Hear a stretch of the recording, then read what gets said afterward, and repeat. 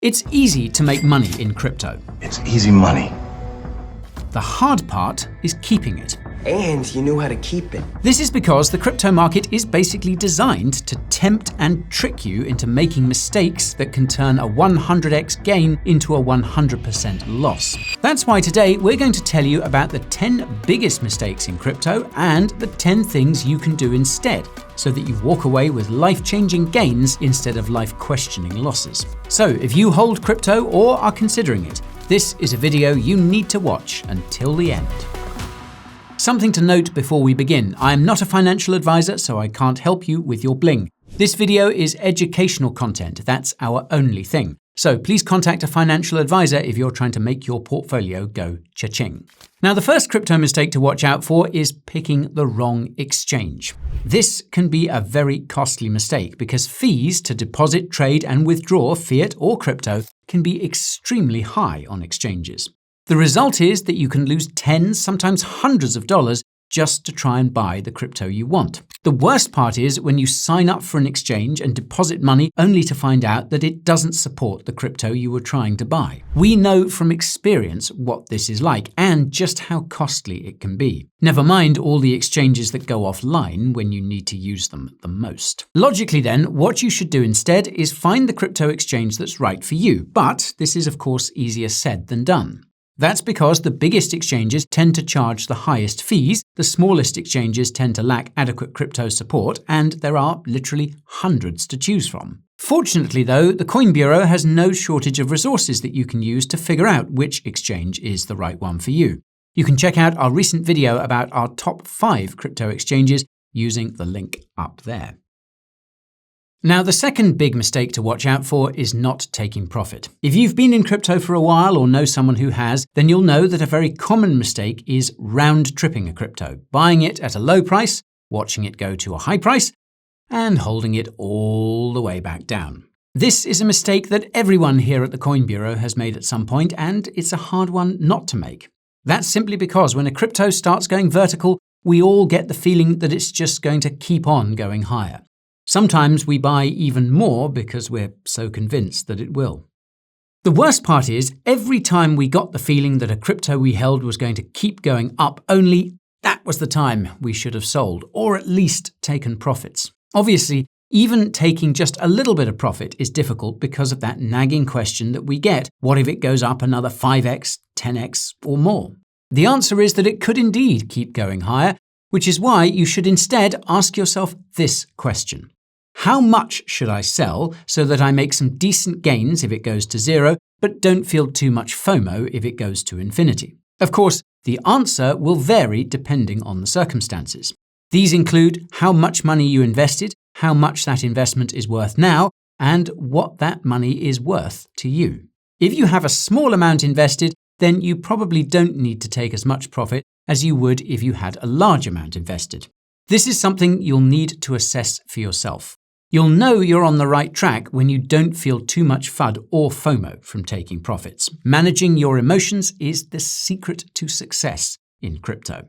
And this ties into the third big mistake to watch out for, and that's aping into whatever is pumping. This is another common mistake that afflicts even the most experienced crypto traders and holders. It is just human nature. When we see something going up, we want to jump on the ride along with everyone else. The worst part is that we often rationalize this ape instinct. We justify aping into ourselves and others by citing whatever narrative is being used to explain the pump and why it's supposedly going to continue. In retrospect, the narrative always comes after the pump has started. It's seldom the cause. And this ties into another crypto secret, and that's that most cryptos start pumping because of manipulation by whales or insiders. This initial manipulation can sometimes cause short squeezes, which cause prices to spike a lot in the short term. This gets new investors interested, they ape in, and push prices higher. That's why what you should do instead of aping into what's pumping is to look at which cryptos haven't pumped, but could pump in the near future. These could be cryptos that belong to the same niche or narrative, but they could also be cryptos that belong to a related niche or narrative that could pump. One example is what we saw with AI cryptos and decentralized physical infrastructure, aka deep-in cryptos. After AI cryptos started pumping, lots of deep-in cryptos started pumping too. That was because people realized that AI would require decentralized physical infrastructure like storage and compute. Another example is what we're seeing now with meme coins and decentralized finance, or DeFi. Most meme coins are traded on decentralized exchanges, which are a part of DeFi. As such, it was only a matter of time before capital started rotating into DeFi, and that's exactly what we've seen in recent weeks. And side note, if you're enjoying this video so far, smash that like button and subscribe to the channel and ping that notification bell so you don't miss the next one. Now, the fourth crypto mistake to watch out for relates to the third, and that's overtrading. This mistake goes hand in hand with aping into whatever is pumping. That's because we all have a habit of selling cryptos that are lagging in order to buy cryptos that are pumping, and the ones we buy end up lagging or crashing entirely as soon as we do. Am I right? The worst part is that the crypto industry actively encourages all of us to trade as much as possible. This is done directly with articles and videos about people who got rich after trading crypto, and done indirectly by exchanges and coin tracking sites which often look no different from literal casinos. To be clear, it is possible to make a lot of money trading, but only a small percentage of traders actually do. Not only that, but if you look at the win rate of the best traders, it's usually somewhere between 50 and 60%. Put differently, they win slightly more than half the time, which makes them profitable overall. That's why there are two things that you can do instead of overtrading. The first is to take the time to learn how to trade properly. That means spending thousands of hours researching and practicing different trading strategies to see which ones work best for you and the cryptos you trade. The second thing you can do instead of overtrading is to just buy cryptos you believe in and hold them until they hit the targets you've set, taking small profits along the way. This will be the most profitable strategy for 99% of us, if only just because it's the one that keeps our emotions under control. And this pertains to the fifth crypto mistake to watch out for, and that's trading with high leverage and no stop losses. Whereas aping into whatever is pumping goes hand in hand with overtrading, overtrading goes hand in hand with high leverage and zero stop losses, a gateway drug to getting wrecked, so to speak. If you've heard about crypto traders getting rich, chances are it's because they were using high leverage. Now, for those unfamiliar, leverage trading essentially involves trading using borrowed crypto. So, suppose you have $100. 10x leverage will let you trade $1,000 with just $100 as a deposit, i.e. as margin. The catch is that if prices go down by just 10%, then you lose your $100 deposit. Now, I'm not sure if you've noticed, but cryptos frequently go up and down by 10% or more, especially altcoins. That's why trading with leverage can be lucrative when the volatility is to the upside, but very costly when it's to the downside. In theory, this downside risk can be mitigated by setting a stop loss, a price level at which the trade is automatically closed to minimize losses, hence the term. In practice, though, most people don't do this, and we reckon that's because most traders aren't experienced enough to know where to set their stop losses. That's why what you should do instead of trading with too much leverage and no stop loss is to subscribe to Coin Bureau Trading, our trading channel. It features Mariano and Aaron, who are both expert traders with years of experience, as well as Dan, our very own head of research. The link is up there. Now, the sixth crypto mistake also pertains to the fourth, and that's not self-custodying your crypto. If you've acknowledged the fact that you're not going to become the next Warren Buffett or Michael Burry, then it means you're going to be holding, and chances are you're holding all your cryptos on exchanges. We say this because a CoinGecko survey from 2023 found that 7 out of 10 crypto holders keep their crypto on exchanges. This is wild because this survey was done at a time when only hardcore crypto holders were around. What this means is that the actual figure is probably much higher than 7 in 10, or it will be soon enough. Now, to be fair, holding crypto on an exchange is incredibly convenient, and setting up your own crypto wallet is comparatively cumbersome. Even so, the fact of the matter is that keeping your crypto with a third party runs the risk of a massive loss, unless you're dealing with a bona fide crypto custodian. Even then, there's risk.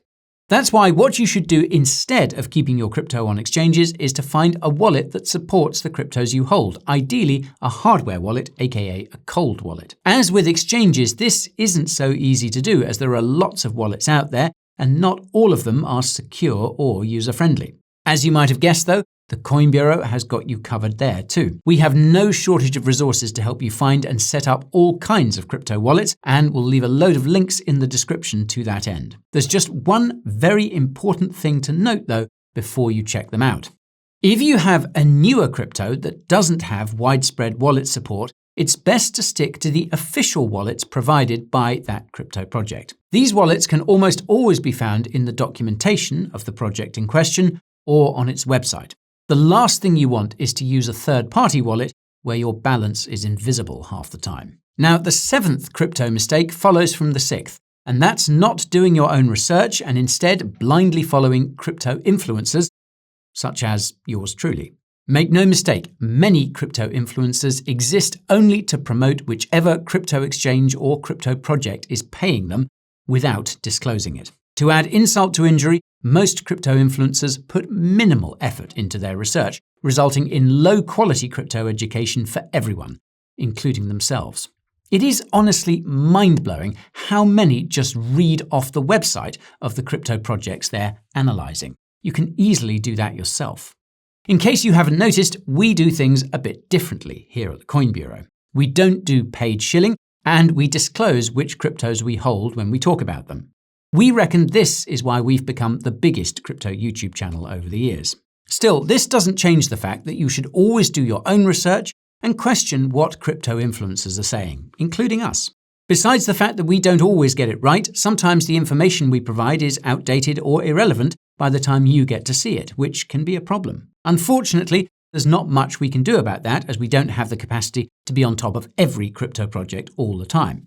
For what it's worth, we do this as best we can through our various resources, including our secondary channel, More Coin Bureau. The link to that will be in the top right and in the description if you're interested.